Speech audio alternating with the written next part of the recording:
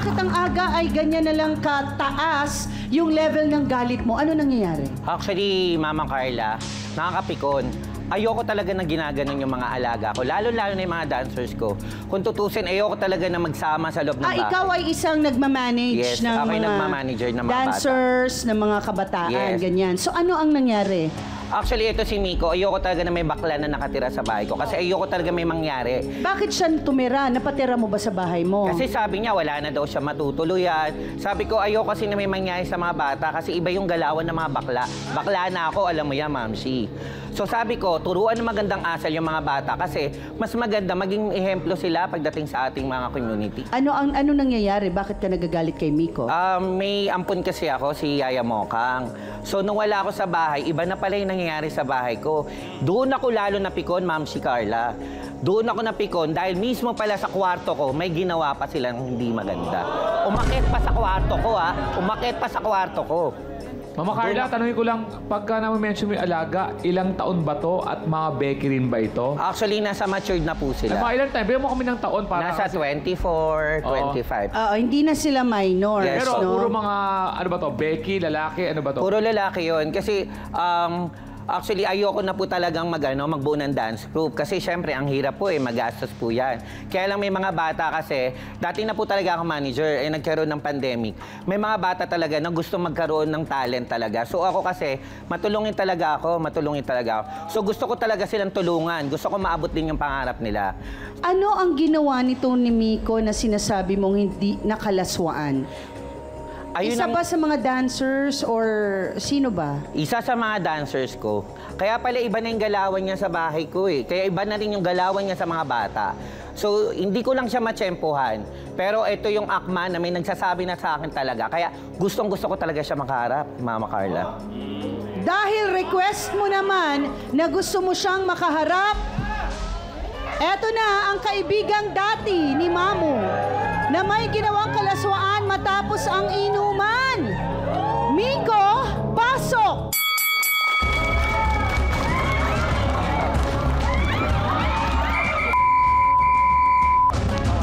Pakababol mo, ha? Sama ng gato. Tama na, Mama. Miko, diretsahang tanong. Totoo bang pagkatapos kang patirahin sa bahay niya ni Mamu, ay meron kang ginawang kalaswaan doon? Yes po. Yes po, ang sagot ni Miko. Actually po, Mama Carla, nangyari po yun February 14. Valentine's Day. Yes, Valentine's Day. Ang kapal na mukha mo, doon pa kayo sa kwarto ko, no? Masarap Maganda ng kwarto mo. Wait lang. Okay.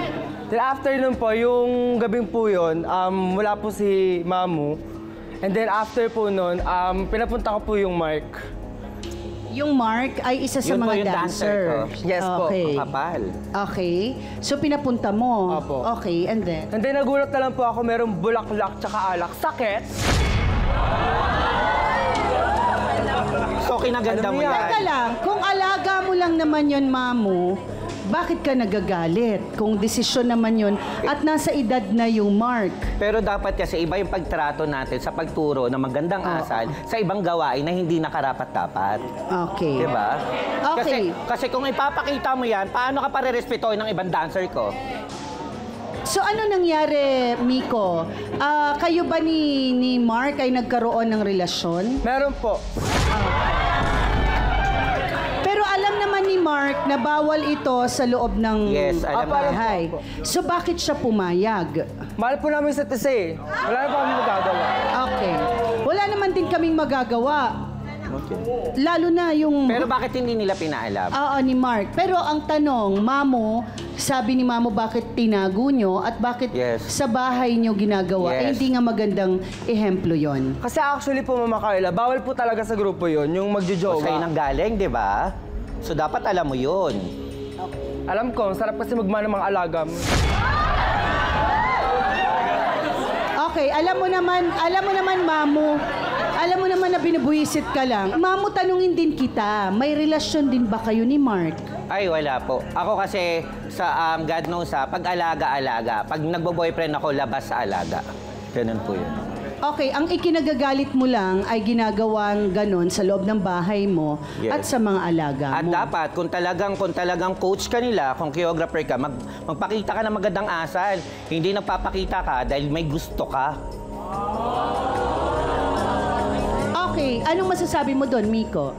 Go! Sakit! Nakakaloka. Ramdam na ramdam ko rin na gusto mo din si Mark.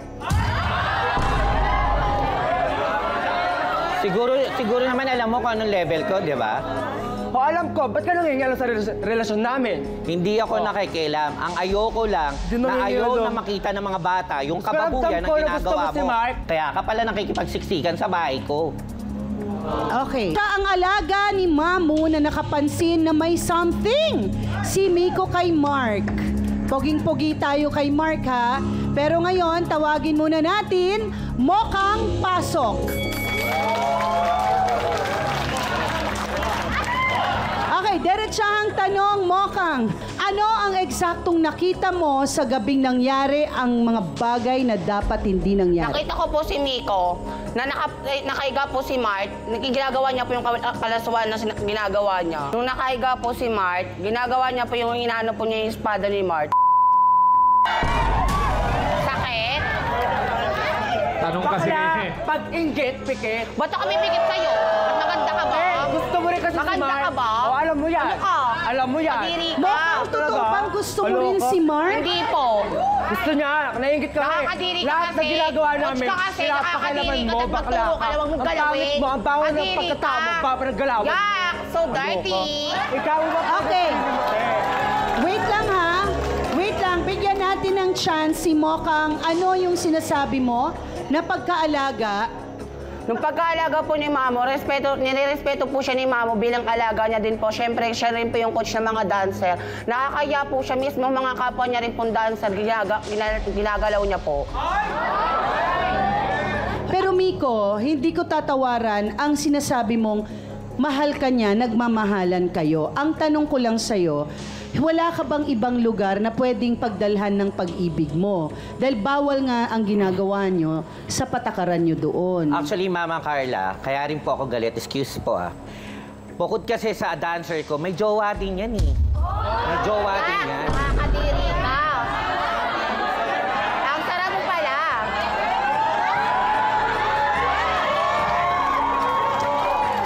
So ikaw ay isang choreographer, Miko. Yes. Gano'n nakatagal? Nakayoga po. Nag-start po ako when I was 12 years old po. At 12 pa lang nagsasayaw ka na. Apo. Sayang no, ang maganda na may talent ka, mabuti ka naman talagang tao, di ka naman tatagal dyan kung masama kang tao. So, gamutin natin yung mga ganitong gulo, no? Okay, ang usapan kasi natin is yung mga patakaran na sinusuway natin. So, eto na, totoo bang may jowa ka? Meron po. Okay. So, kasi- pangalawa mo si Mark? Pangalawa po. Ay, taray.